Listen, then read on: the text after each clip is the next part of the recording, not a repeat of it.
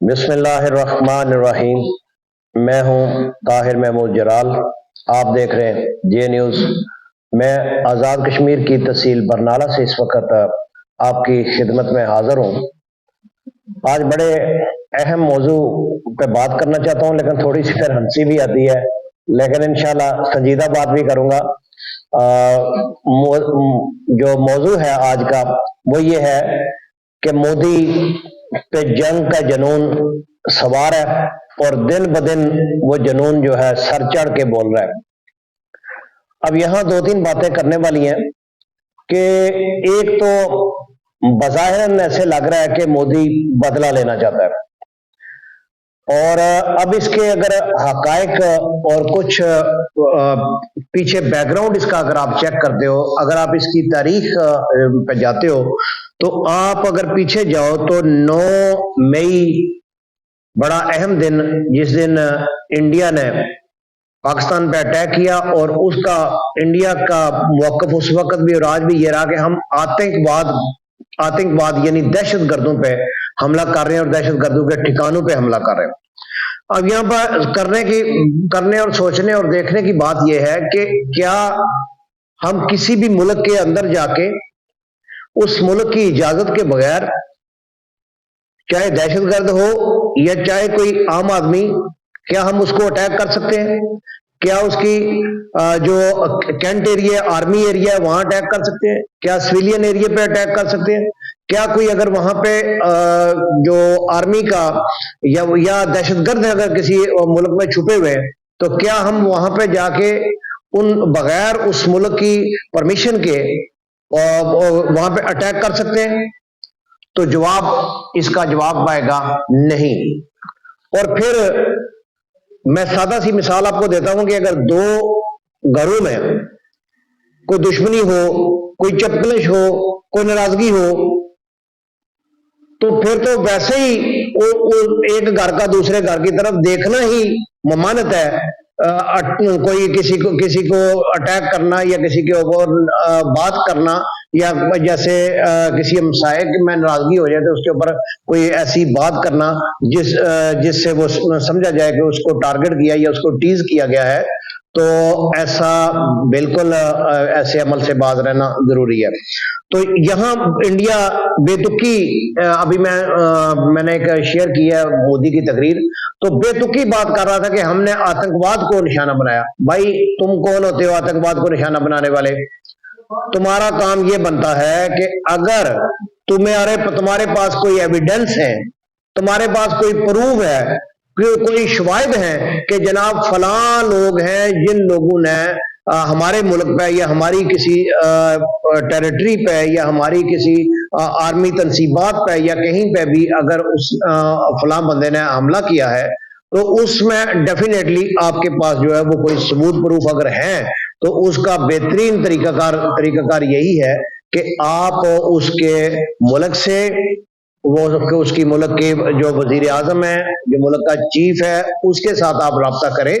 آپ ان کو شواہد پیش کریں۔ ایک تو میتھڈ یہ ہے۔ پھر اگر آپ کا اس ملک کے ساتھ انٹریکشن نہیں ہے، آپ کی اس ملک کے ساتھ نہیں بنتی یا ان سے رابطے میں نہیں ہو، تو پھر اس دنیا میں رہتے ہوئے جس طرح آپ کے کسی بھی ایک ملک میں رہتے ہوئے جب آپ ایک خطے میں رہ رہے ہو تو وہاں پہ ایک عدالت ہوتی ہے، سب سے کوئی چھوٹی عدالت ہے، اس کے بعد سیشن ہے، اس کے بعد ہائی کورٹ ہے، اس کے بعد سپریم کورٹ ہے، اس طرح کورٹس ہوتی ہیں، آپ کورٹ میں جا سکتے ہو۔ اسی طرح جب ملکوں کا معاملہ آتا ہے تو وہ پھر انٹرنیشنل کورٹس ہوتی ہیں۔ آپ اگر ڈائریکٹ انٹریکشن نہیں ہے آپ کی اس ملک کے ساتھ، تو آپ کیا کر سکتے ہو کہ آپ انٹرنیشنل کورٹ میں چلے جاؤ۔ آپ جو مختلف تنظیمیں بنی ہیں، اسلامی تنظیمیں بنی ہیں، جو یونائٹڈ نیشنز ہے، اس طرح کی جو تنظیمیں ہیں ان کے اندر چلے جاؤ، اپنا مدعا وہاں پہ لے جاؤ، اپنا مدعا وہاں پہ بیان کرو، اور وہاں پہ آپ کا جو بھی وہاں پہ پاکستان یا دوسرا ملک بھی اس کے اگینسٹ آپ کے وہاں پہ شواہد پیش کرتا ہے یا آپ کو وہ وہاں پہ بالکل کاؤنٹر کرے گا کہ آپ کے جو شواہد ہے یا جو آپ کے الزامات ہیں اس کو کاؤنٹر کرنے کے لیے وہ بھی اپنی تمام صفائیاں پیش کرے گا، اور اگر وہاں پہ گلٹی ہوتا ہے تو ظاہری بات ہے جو انٹرنیشنل کورٹ ہے یا جو انٹرنیشنل جو تنظیمیں ہیں وہ ظاہری بات ہے اس بندے کو مورد الزام ٹھہراتے ہوئے اس کے لیے ظاہر ہے اس پر کچھ پابندیاں عائد کریں گے۔ تو یہ ہے میتھڈ، یہ ہے طریقہ کار، آپ کس طرح ٹیکل کرو گے ایک ملک کو دوسرے ملک کے ساتھ۔ اگر آپ کسی ایک ملک کی جو حد بندی ہے، جو باؤنڈری ہے، اس کے اندر جا کے کسی کے اوپر اٹیک کرو گے اور چڑھ دوڑو گے تو بدلے میں آپ کو یہ سمجھو کہ آپ کو کوئی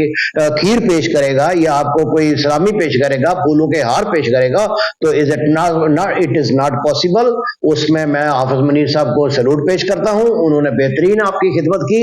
اور بہترین آپ کو جو چاہیے تھا اس سے بڑھ کے آپ کو دیا۔ ابھی بھی جو آپ اس وقت جو تماشا کر رہے ہیں وہ تماشا اگر آپ الیکشن کے لیے کر رہے ہیں تو میں آپ سے ایک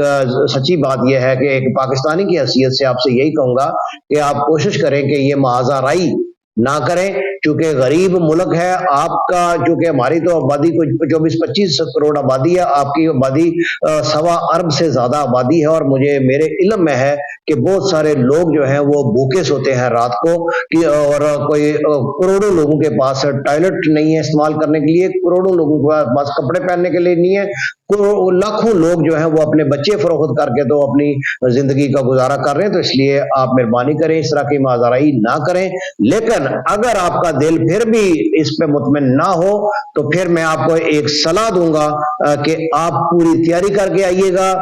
کیونکہ اللہ کی مہربانی سے ہمارا ایک ایک بچہ افواج پاکستان کے ساتھ کٹ مرنے کے لیے تیار ہے۔ کلمے کی طاقت، لا الہ الا اللہ محمد رسول اللہ، اور جب ہم اللہ اکبر کا نعرہ لگاتے ہیں تو پھر کوئی چیز ہمیں ٹکرانے سے نہیں روک سکتی۔ تو اس لیے مودی صاحب اور انڈین جو بلڈی باسٹرڈ ہیں وہ جو مختلف بیان بازی کر رہے ہیں، میرا ان کو مشورہ یہی رہے گا کہ آپ کوشش کریں کہ معذرائی سے اجتناب کریں، الیکشن آپ اپنی کریڈیبلٹی پہ الیکشن لڑیں، نہ کہ آپ کسی دوسرے ملک کو ٹارگٹ کر کے یا دوسرے ملک کے بارے میں بونک کے تو آپ سمجھے کہ آپ کو جو ووٹ مل جائیں گے، ایسا بالکل نہ کریں۔ اور اگر پھر بھی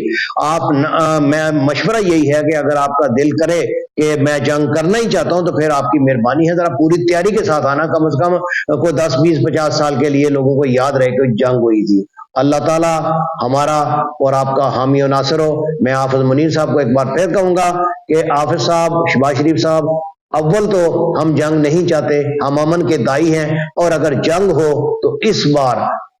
بالکل نیست و نبود کر دیں ہر چیز، بے شک اس میں ہم بھی شہید ہو جائیں، کوئی فرق نہیں پڑتا، لیکن ایک بار تاریخ رقم کر دیں، پتہ لگ جائے ان کو کہ جنگ ہوتی کیا ہے۔ السلام علیکم۔